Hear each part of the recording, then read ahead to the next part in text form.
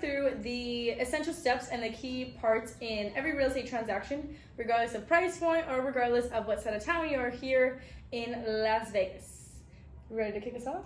Yes, sir. Yes, ma'am. My name is Kristina.Alexa. I'm an agent with the agency Las Vegas. And I'm Sandra Mijan. I am a lender with Union Home Mortgage here in Las Vegas. Number one, you need to contact us so we can set up a little buyer consultation, see exactly what your goals are. I want to know what your monthly payment desires are, how much you want to come out of pocket, where is that money coming from, just little bits and pieces about what you want in your house, and then something about you so I can get to know the clients a little better. Yes. And I will be asking you questions. So she's the loan officer and I'm the real estate agent, and together we're working as a team. So she's going to ask you a ton of financing questions. I'm going to ask you a ton of questions as far as what kind of lifestyle you're looking to achieve here in Las Vegas and Henderson in terms of what kind of home is going to be the best for you. We're going to be looking at a single family, a condo, a townhouse, Centennial Hills, Henderson, Summerlin, the East Side, things like that. I'm also going to give you an insight, and whatever time you reach out to me, what the real estate market is kind of forecasting at that time. A lot of, market changes every day, so you could be watching this in 1 month and then 6 months from now be ready and things might have changed. The best way to reach out to us is with the description. There's going to be a link in the description. That is the number one best way to reach out to us. Once you fill out your information there, it's just going to be phone, email, and name. I'll give you a call within 24 hours and we're going to set something up with Sandra right away so we can move forward with financing, as that's the very first step. So after that initial call that you have with either me, Kristina, or the both of us, I will then send you my mortgage application. It's a really short application. It's basically asking you, your personal information, where you've lived for the past 2 years, what your employment has been for the past 2 years, how much money you have in the bank, your credit score, all these kinds of things that you will fill out. It takes it doesn't take that long. And then once you fill out that application, I will then be looking over everything and requesting a certain amount of documents from you. Now, depending on if you're self-employed, if you're W-2, there's going to be different documents associated with you. But typically, if you are the regular W-2 buyer, I will be asking for your W-2, your tax returns, your bank statements, pay stubs, driver's license, and that's it. Woohoo! Awesome. Okay, so we have that pre-approval from Sandra, and now we get to go out looking for homes, and this is the most fun part. So you and I will come together and we'll coordinate showings based on listings that are on the market. So homes currently on the market for sale that meet your needs, that meet your price point, and all of those things. We're going to pick our top 3 or top 5, and we're going to go out and physically see the homes and make sure you really, really like them. Sometimes we're going to go out and immediately find the home. It's kind of rare that we find the home on day 1. Other times we're going to have to go back a second day and kind of compare, okay, we liked this one from the first day and we're like this one from the second day. Let's see which we want to move forward with an offer. It is the most fun day. It's the most enjoyable part. It takes a couple hours sometimes, but I'm here with you. We got waters, we got snacks. I got all the property information for you. And we're having a good time out looking at these houses while Sandra is in her office just making sure the file is ready to go in case we stumble upon that home that you want to write an offer on. And that would be the next step, writing an offer. Mm-hmm. This is where you and I, me as your real estate agent, we're still in communication. Sandra's just kind of making sure the file's ready. She already did a lot of upfront work, so she's at her office making sure we're good to go. When we have, let's say, 2 properties that we want to move forward with an offer on, it's when we're going to get with Sandra and she's going to give us more of a precise monthly payment on them. The only difference it would be from what the monthly payment she initially told you would be if the price is different. At the example of $600,000, sometimes my clients in that price range want to buy more closer to $575 or $580. Just because you're approved for a certain amount doesn't mean you have to go to your max. Mm-hmm. And then she's also going to factor in property taxes for that home itself, and that's the only reason it would fluctuate a little teeny tiny bit. So we're going to get those monthly payment breakdowns for the house from Sandra, and then while she's doing that, I'm going to be running the comparables on the property itself. Just because a house is asking, let's say, the $600,000 doesn't mean it's worth that $600,000. I'm going to be pulling those comps and making sure we are submitting the strongest offer that we can. I'm finding out if there's any other offers on the property, if the seller's motivated or not, what the exact situation is, how early or late would they prefer to close, all of those things. All of that is the offer strategy. It kind of takes place over a couple hours. It's a lot of back end work on our end. We're going to be like, hey, go get lunch, go talk, we'll go do some homework for you. We're going to call you back or be in person if you happen to be with us here in Vegas, and we're going to say, great, this house, this is what we advise you offering on, and this is what the monthly payment would be. These are any other factors. as always, our job is to inform you of all the information we know, and it is on you to make the best decision for you. Sometimes I have clients who are like, great, let's do it, I trust you. Sometimes I have clients who are like, no, I really want this house. I want to offer a little bit more than that. I'm willing to, up that monthly payment. Or sometimes I have clients who want to be a little bit more conservative, and whatever that is, we are here to help you.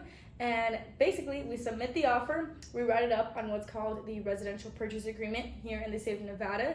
It's about a 13-page document, and I personally go through that contract with you line by line. Sometimes a lot of agents are not able to do that, and they don't even know how to explain that purchase agreement. That's something I really pride myself on, is knowing all the contracts that go in through the transaction very, very, very thoroughly. Actually, I have a background. I used to work at a law firm, so I really, really like all the contract stuff. We're going to fill out that contract, submit it to the sellers, and then it's a little bit of a long wait, typically 24 to 48 hours to hear an answer from there. Yeah, so we submitted an offer. That's a monthly breakdown, and a seller has basically, there's 3 ways this can turn. They can either reject the offer, which is super, super rare. I've had that happen very rare times in my career. They could counter the offer, meaning they'll accept some terms of the offer, but submit a counter with written terms, whatever they might deem fit. Or they can accept the offer as is, obviously in this case scenario, because you work with us, the best team in Vegas, and always fingers crossed for that, the latter, that they accept the offer as is, meaning we are now opening escrow. So opening escrow here in Las Vegas, all that means is going under contract. Typically, this is going to be a 30 to 45 day period. Honestly, I've been in the business 3 years now. I don't really see a 45 day period happening anymore. Wouldn't you agree? Like, it's like 30 days or less. I feel like it gets shorter every single year. Yes, for sure. Like, when I first got in the industry, 45 days was like still there, but no, it's like 30 days or less. Some people are like, can you close in 2 weeks? Like, off bat. So you're going to be looking at about 1 month of being under contract. During that initial under contract period, the first thing that's going to happen is you're going to wire over a small amount known as your earnest money deposit. Typically, depending on your price point, it's going to be from $5,000 to $10,000. I would say anything below $600,000 or $700,000 sales price, it's going to be $5,000 or $6,000. This is just a set amount, a specific amount set by the seller that is basically good faith money. It's part of your down payment. So it's not in addition to your down payment. It's part of your down payment that you're sending over once we open escrow to show good faith to the seller, to say, hey, look at me, I'm serious. Here's a little tiny deposit to make sure that you know that I'm good to go. Next thing that happens is we schedule the home inspection. And this is all taking place during the period that's called buyer's due diligence here in Nevada. During this period, it's basically a protective period that you have that's typically 10 to 14 days. That time period we decide in our offer strategy when we're writing up the offer. And during that buyer's due diligence period, you can back out for any reason. You can call me and say, I don't want to move to Vegas anymore, I'm moving to Guam. And I'd be like, great, let's get your earnest money deposit back. You're going to back out for any reason. That's a really, really awesome period we have here in Nevada. I know not all states have it and not all for that long of time. So we're going to send over EMD, and then we're going to get our home inspection scheduled. Home inspection is going to be an out-of-pocket cost, one of 2 that are not factored into all of these bring to close amounts. The other one's going to be the appraisal. We're going to talk about that in a second. So the first thing out of pocket, it's going to be about, depending on the size of the home, just a few $100s, $300 to $500 typically, that you're going to pay to the home inspector itself. And that is a third-party, completely neutral home inspector that's going out to the property to look at everything that we cannot see with the blind eye. They're going to look for any water damage, any imperfections with the home, anything along the lines of, they're even going to go on the roof, they're going to crawl into the attic, they're going to do all the dirty work that neither of us want to do for us, and then they're going to come back with a inspection report. It's going to have some things on there as small as, hey, this outlet is just crooked, this light bulb needs to be fixed. Sometimes as big as a lot of times bigger things that I see are stuff to do with HVAC systems, or water heater. And we are going to be able to take that, we as in you the buyer and me as your buyer's agent, take that and submit a formal request for repairs to the seller to repair, whatever items we decided we deem fit, we care about enough to ask. I don't really submit those that say, hey, can you replace the light bulbs? It's not something we're going to bicker over. If it's a bigger item, we're going to submit it.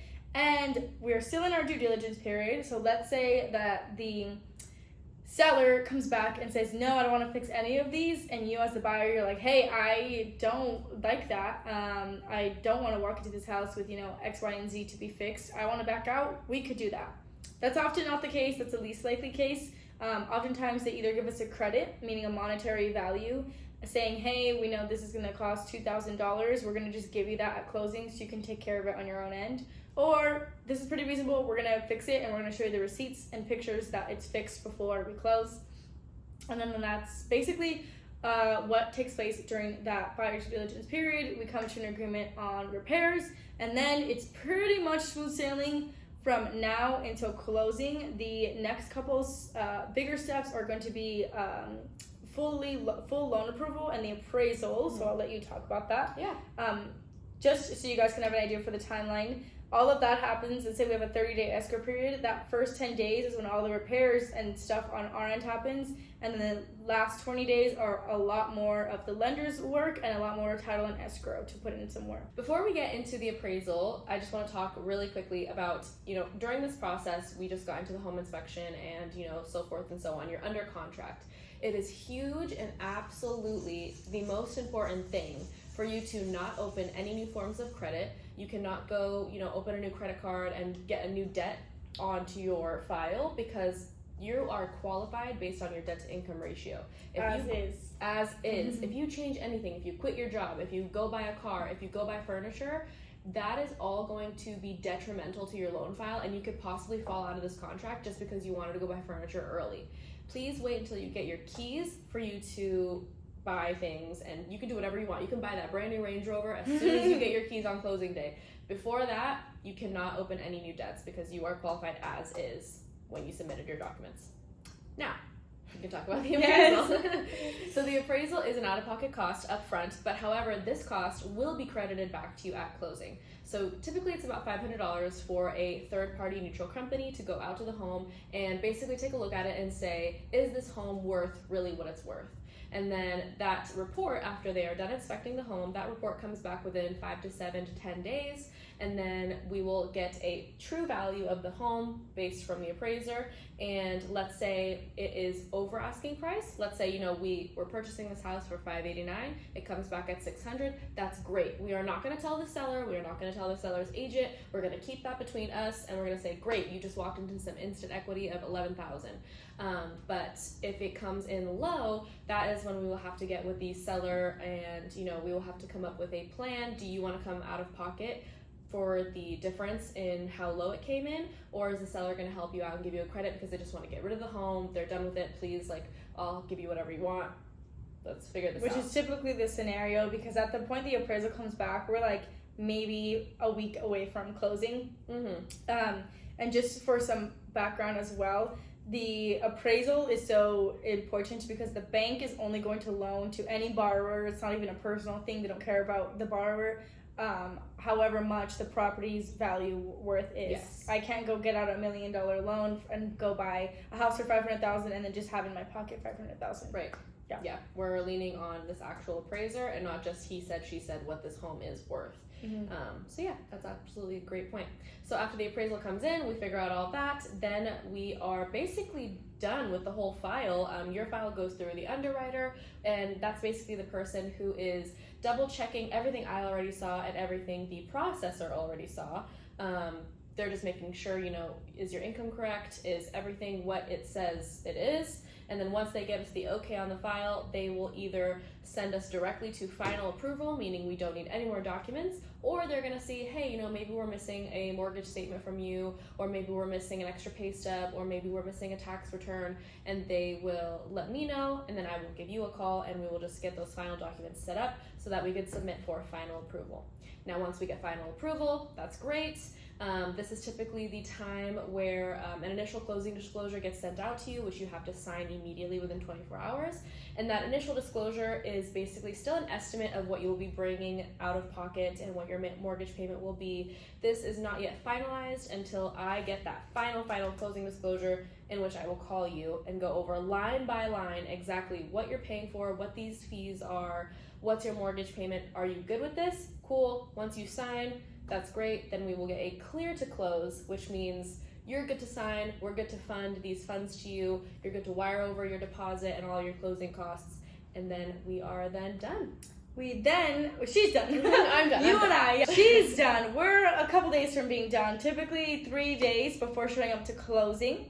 Closing is typically a 45-minute appointment at the title company, so just an office here in town. We'll show up for you to support you and just read over the final documents one more time. But to be honest, most of what you're signing at closing, you've already electronically signed and I've already seen once or twice. We just have to get all the wet signatures is what it's called through, and that is the most exciting day. It's when everyone likes to take pictures and have fun. You're showing up to title, you're signing a stack about this big of paperwork, taking on the final loan, and then from there, all I'm waiting for is for all that paperwork to be sent from the escrow officer down to Clark County for the title to be recorded from, Sam Seller to Bob Buyer. So all I'm waiting for is the actual transfer of title on the property to go from Sam Seller to Bob Buyer. Yes. Typically a half a day. If for every reason we sign after noon or after 1 o'clock, sometimes it won't be recorded, is what it's called, the transfer of title, until the next day. But as soon as I get that email, and I will be looking at it at my phone every 10 minutes, refreshing. Waiting for that recording confirmation, I can run over and give you keys to your new place. Yay! And don't worry, if you can't make it to closing, we can also send you a mobile notary. So if you are out of the state, if you're out of the country, we can set up someone to come find you, give you those documents, have everything signed where you are at, and then we can record you like that as well. Yeah, we always make it work. We actually specialize in relocation over here. I personally moved here from Southern California about 3 years ago, and I do a lot of business on the west side, so Centennial Hills, Summerlin, and the Southwest.